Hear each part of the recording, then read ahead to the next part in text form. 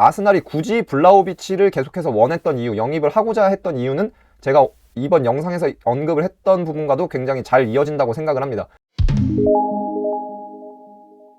네, 안녕하세요. 장코치입니다.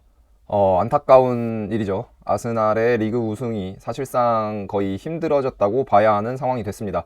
어제 있었던 경기에서 브라이튼을 홈으로 불러들여서 상대했던 아스날인데, 브라이튼을 상대로 해서 홈에서 0대3 패배를 기록했거든요. 이번 시즌 홈에서 그렇게 많은 패배를 기록하지는 않았고, 대표적으로 어제 경기 패배를 제외한다면은 맨체스터 시티전 패배 정도 말고는 홈에서 패배한 기록이 없는 걸로 제가 알고 있는데, 브라이튼을 상대로 0대3으로 패배하면서 두 경기가 남은 시점에서 사실상 리그 우승은 힘들어졌다고 봐야 하는 상황이 되었습니다. 맨체스터 시티는 현재 한 경기를 덜 치른 상태에서 승점 4점을 아스날에게 앞서 있고, 이제 다가오는 주말에 첼시에게 승리를 거둔다면은 두 경기를 남겨놓고도 리그 우승을 확정 지을 수 있는 상황이 됐습니다. 아스날은 제가 계속해서 여러 번 강조를 했지만 리그 우승을 하지 못한 것은 물론 아쉬운 상황이고 리그 우승에 도전을 해볼 만한 상황이었던 것은 맞습니다. 반면에 팀이 계속해서 앞으로 발전해서 나아가고 있다는 측면에서는 이번 시즌은 그 어느 때보다 긍정적이고, 그리고 지난 시즌에 비해서 확실히 발전한 모습을 보이고 있거든요.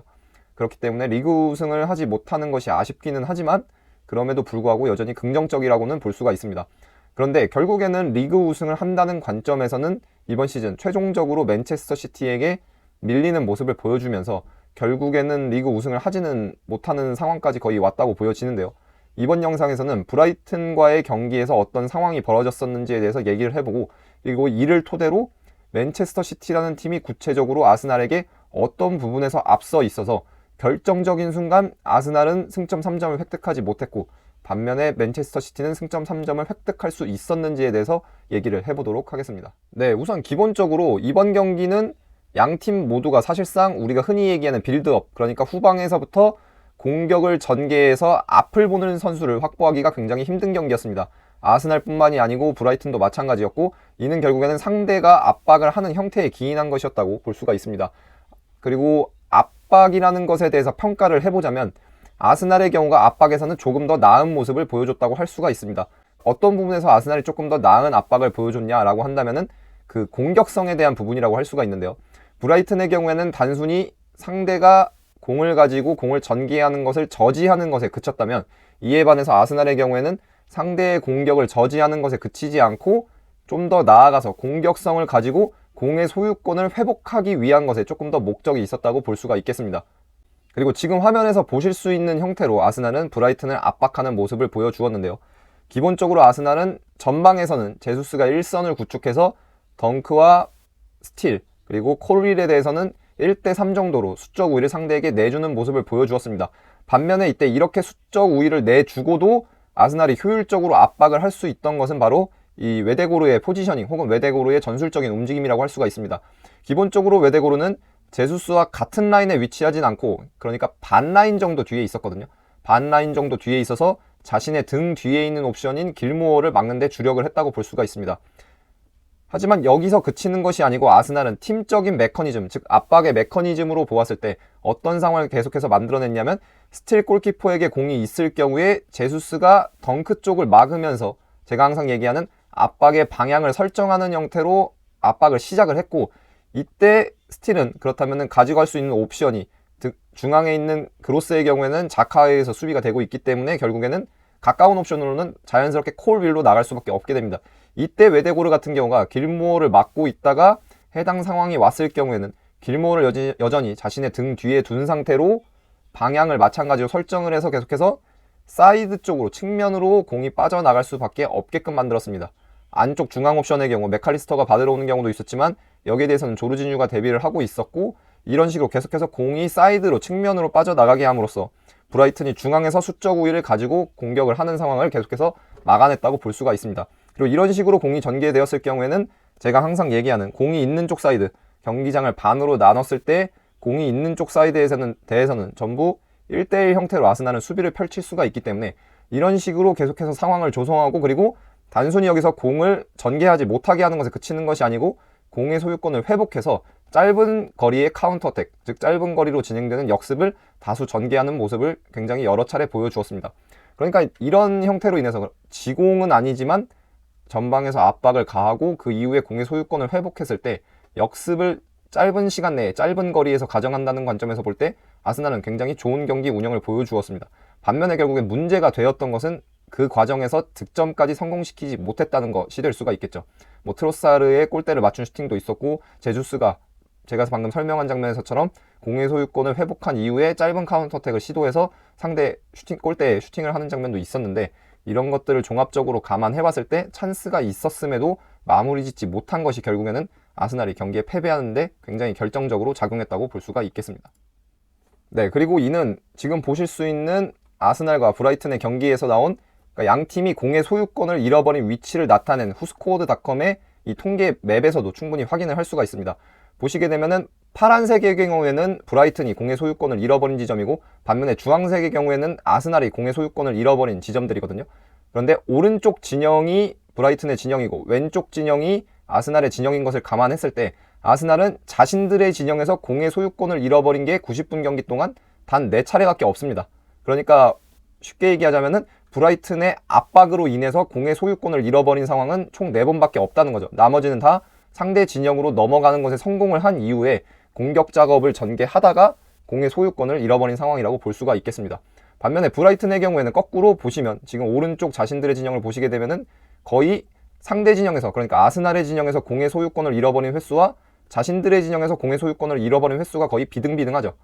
이런 것만 보더라도 브라이튼은 상대적으로 아스날의 압박에 고전을 했고 거꾸로 얘기하자면 아스날은 제가 얘기한 압박의 공격성 단순히 상대의 공격을 저지하는 것뿐만이 아니고 좀 더 나아가서 공의 소유권을 회복해서 역습까지 가는 것을 목표로 했는데 이를 경기 중에 어느 정도 잘 성취했다는 것이 이 통계의 수치를 통해서도 드러난다고 볼 수가 있겠습니다. 네, 그러면 항상 그렇듯이 경기 중에 발생한 상황을 보면서도 아스날의 압박에 대해서 한번 얘기를 해보도록 하겠습니다. 지금은 경기에서 전반 23분경 발생했던 상황인데요. 말씀드렸던 것처럼 최전방에 가브리엘 제수스의 경우에는 스틸, 덩크 그리고 코리를 상대로 1대3의 수적 열세 상황에 놓여 있는 것을 볼 수가 있습니다. 반면에 제수스의 위치를 보시게 되면은 덩크 쪽에서 이제 결국에는 콜윌 쪽으로 공이 나가게끔 압박의 방향을 설정을 해놓은 것을 볼 수가 있고 이때 공이 콜윌에게 갔을 때 지금은 자신의 등 뒤에 있는 길모어를 막고 있는 웨데고르가 결국에는 전진을 해서 압박을 시도하고 이때 콜윌은 결국 공을 측면으로 보내거나 혹은 중앙으로 보내더라도 중앙에서는 결국에는 다 대인 방어 형태로 이제 공이 있는 쪽 사이드 경기장을 절반으로 나눴을 때 앞을 보는 선수가 발생이 되지 않게끔 아스날이 수비를 가져가고 있기 때문에 효과적으로 공격을 전개할 수 없는 상황이 벌어지게 됩니다.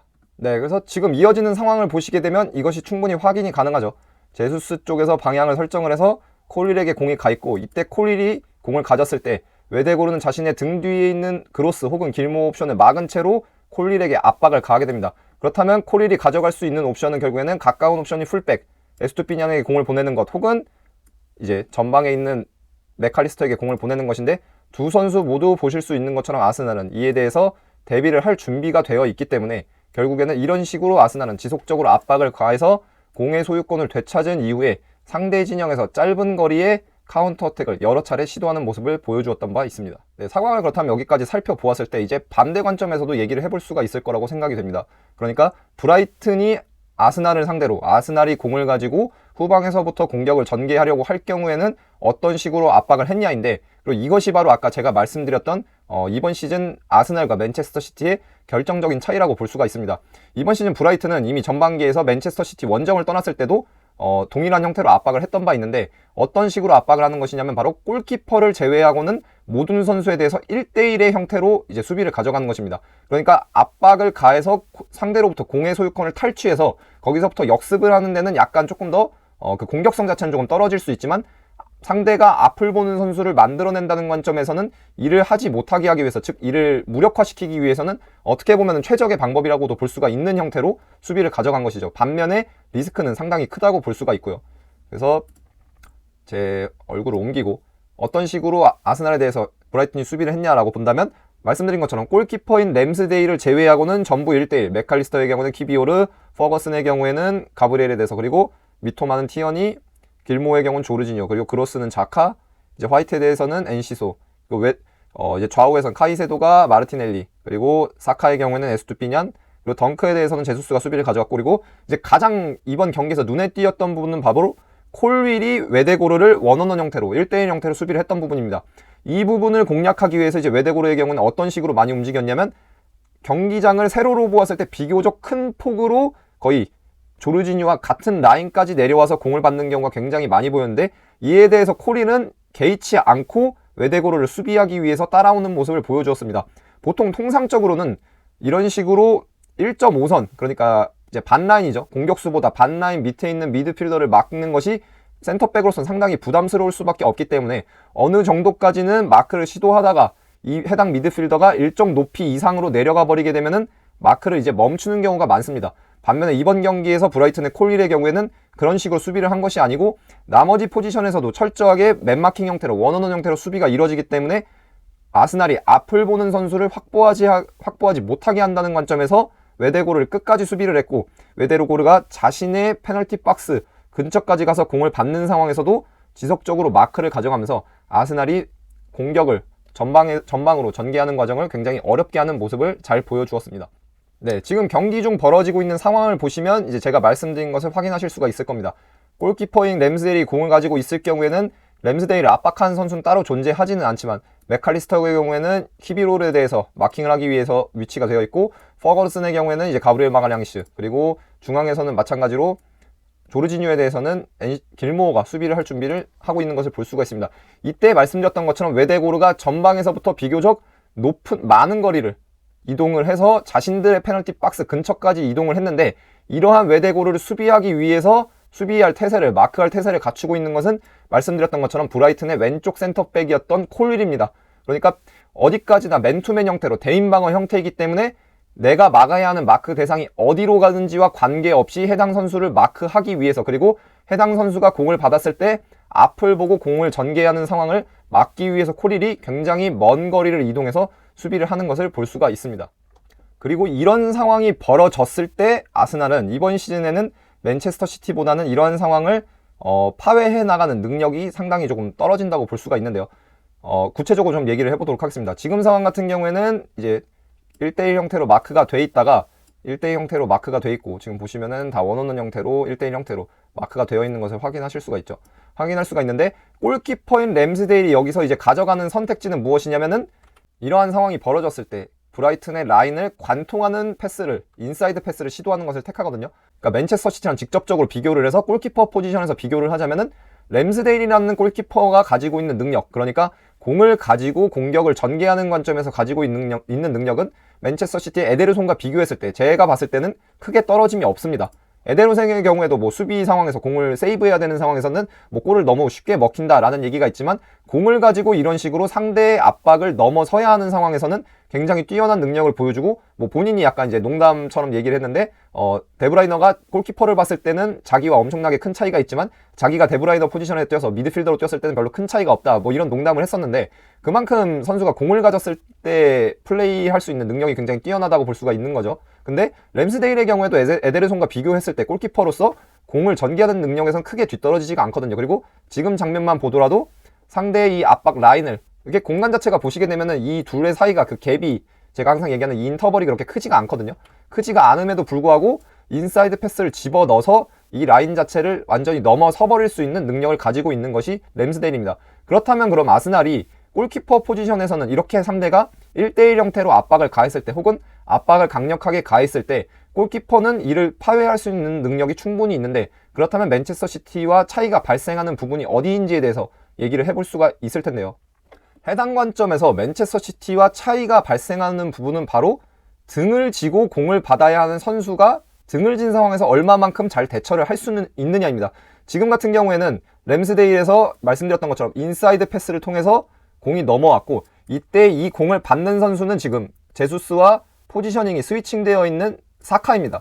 사카의 경우에도 물론 기술적으로 굉장히 높은 수준의 선수이고 좋은 선수이지만, 이렇게 상대 수비를 달고, 특히 지금은 센터백을 달고 플레이하거든요. 센터백을 달고 센터백을 등을 진 상태에서 공을 받아서 플레이한다는 관점에서 보았을 때, 과연 사카가 이 관점에서도, 이 부분에서도 높은 수준의 능력을 보유하고 있는 선수냐라고 한다면은 분명히 최고 수준이라고는 볼 수가 없습니다. 그러니까 이 레벨에서 요구하는 이 상황을 타개하기 위한 능력이 충분하다고는 볼 수가 없는 거죠. 혹은 상대적으로 이 관점에서 최상위급의 능력을 가지고 있는 선수들과는 확실히 차이를 드러낸다는 것입니다. 그리고 결국에는 아스날이 이번 브라이튼과의 경기에서 물론 실점 장면을 보게 된다면은 다소 불운했던 것도 사실이고 순간순간 집중력이 결여가 되면서 실점을 내주었는데, 그 전에 그런 실점 장면을 얘기하기에 앞서서 조금 더 본질적인 이유는 바로 아스날이 잘하는 것이 무엇이냐라고 물었을 때, 이번 시즌에 아스날이 잘하는 것은 결국에는 지공이거든요.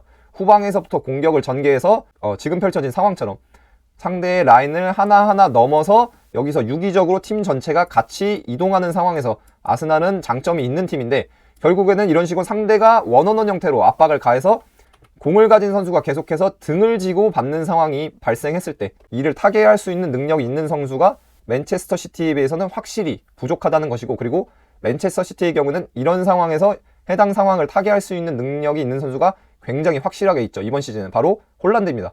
홀란드의 경우에는 등을 지고 공을 받았을 때 수비를 본인이 벗겨내는 능력의 경우에는 뭐 엄청나게 뛰어나다고 볼 수는 없지만, 근데 아직까지도 나이가 굉장히 적은 선수이기 때문에 그 부분에 대해서도 발전 가능성이 어느 정도 있다고 볼 수가 있고, 그것이 아니더라도 등을 지고 받았을 때 공을 한번 우리가 흔히 얘기하는 키핑을 하고, 이제 보통 우리가 얘기하는 3자 플레이죠.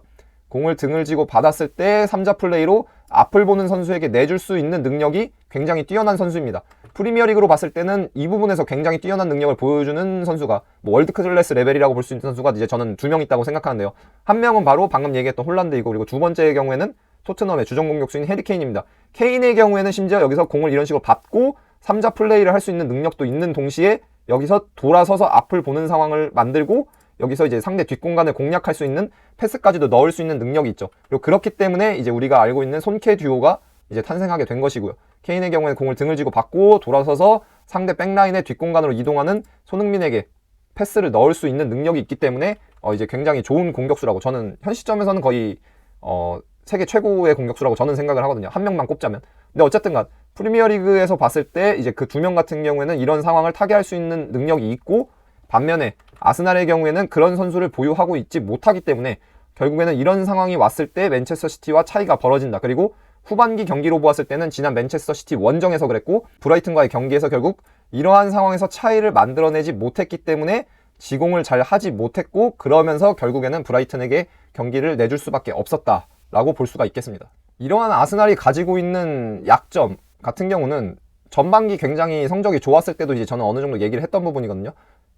가브리엘 제수스라는 선수가 굉장히 좋은 활약을 보여주고 있기는 하지만 득점이라는 관점에서 보았을 때 득점 기회가 10번 왔을 때 과연 우리가 흔히 얘기하는 월드 클래스 공격수들처럼 10번에서 7, 8번을 득점으로까지 마무리를 지어줄 수 있는 선수냐라는 관점에서 보았을 때 의문이 있는 선수이고, 이번 시즌이 진행되면서 이 추이를 보았을 때 이번 브라이튼 경기와 같은 상황이 매번 온 것은 아니죠. 그 표본 자체가 굉장히 많지는 않고, 그런데 지금 맨체스터 시티와 승점 차이를 보았을 때 결국에는 뭐 한두 경기, 두세 경기 정도에서 승리를 거뒀다면, 이런 상황이 왔을 때 승리를 거뒀다면, 특히 맨체스터 시티와의 맞대결에서 승리를 거뒀다면은 상황이 충분히 지금 리그 순위표 자체도 달라질 수가 있었는데, 그렇지 못하면서 지금 아스날이 이제 리그 우승이 거의 힘들어지는 상황까지 왔고, 그런 것을 감안했을 때 이 차이는 굉장히 크게 작용하고 있다고 저는 생각을 합니다. 그리고 제가 이제 참여하는 팟캐스트에서 제가 얘기를 거기서는 했었지만, 아스날이 기본적으로 처음부터 원했던, 가장 퍼스트 옵션으로 원했던 9번 공격수 옵션은 바로 저는 블라우비치라고 생각을 하거든요. 아스날 팬분들은 다들 아시는 것처럼 블라우비치가 유벤투스로 이적하기 전에 피오렌티나로 있을 당시에 아스날과 계속해서 링크가 났었고, 저는 아스날이 굳이 블라우비치를 계속해서 원했던 이유, 영입을 하고자 했던 이유는 제가 이번 영상에서 언급을 했던 부분과도 굉장히 잘 이어진다고 생각을 합니다. 왜냐면 블라우비치의 경우에는 신장으로 보더라도 이제 190cm고 190cm 뭐 체중도 한 80kg 넘게 나가면서 어떻게 보면 홀란드나 케인과 신체적으로도 굉장히 비슷한 조건을 갖추고 있고, 그리고 단순히 신체적인 조건만 비슷한 것이 아니라 지금 영상에서 살펴보았던 등을 지고 공을 받았을 때 플레이하는 것에 훨씬 더 능한 선수거든요. 지금 이번 시즌에는 뭐 유벤투스에 가서 뭐 부상도 있고 계속해서 조금 약간 왔다 갔다 하는 모습을 보여주고 있지만, 만약 이 선수가 아스날로 왔다면은 되려 훨씬 더 최적화된 모습을 보여줄 수 있었다고 저는 생각을 하는데, 근데 결국에는 블라우비치, 이 퍼스트 옵션으로 영입하고자 했던 블라우비치를 영입하지 못했고, 영입하지 못하면서 그 대안으로 데리고 온 가브리엘 제수스인데, 가브리엘 제수스가 좋은 활약을 보여주는 것은 맞습니다. 좋은 선수인 것도 맞고요. 그런데 결국에는 이 프리미어 리그라는 곳에서 리그 우승을 노리는 팀은 그 한 경기 한 경기에서 뭔가 그 순간의 차이를 만들어낼 수 있어야 되고, 이번 브라이튼전이나 지난 맨시티 원정에서처럼 등을 지고 공을 받는 상황이 발생했을 때 차이를 만들어낼 수 있는 선수가 필요하거든요. 근데 그런 측면에서 보았을 때 가브리엘 제수스는 분명히 기량을 만개한 시점에서 만개했다는 전제하에 보더라도 블라우비치보다는 그런 측면에서 확실히 분명히 떨어지는 선수고, 그런 것이 지금 결국에는 발목을 잡아서 이번 시즌 리그 우승을 하는 것이 힘들어지지 않았나 라고 저는 생각을 합니다. 물론 그 외적으로 뭐 웨스트햄전이라든지 아니면 뭐 리버풀 원정이라든지 승점 3점을 확보했어야 됐는데 확보하지 못한 경기들도 있었지만, 근데 그런 경기들이 아니고 아스날이 잘하는 것, 지공을 조금 더 잘했어야 하는 경기들을 보았을 때 결국 이 9번 공격수에서 차이를 만들어내지 못한다는 것, 좀 더 구체적으로는 9번 공격수가 등을 지고 공을 받았을 때 차이를 만들어내지 못하기 때문에 이번 브라이튼전을 포함해서 몇몇 경기들에서 승점을 잃은 것이 좀 크게 작용했다고 저는 생각을 하고 있습니다.